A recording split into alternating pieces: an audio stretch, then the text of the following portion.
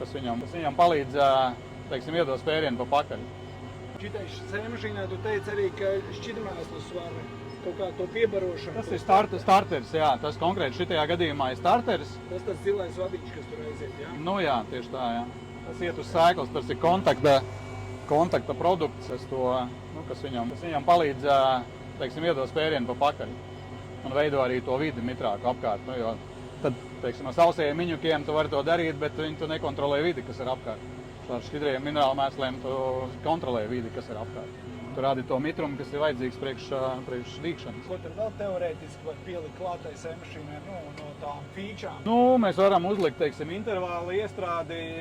Tas nozīmē, ka, teiksim, tas pats produkts, kas iet uz sēklas, viņš iet ar pulsiem, nevis ar, vienlaidis, jā, bez, starp sēklām un uz sēklas un tā visu laiku.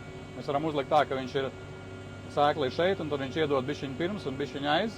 Tas ir tas starters. Jā, un tad tu reāli var ietaupīt daudz ķīmijas, jo viņi ir dārgi, protams, teiksim, tas inforols ir dārgs.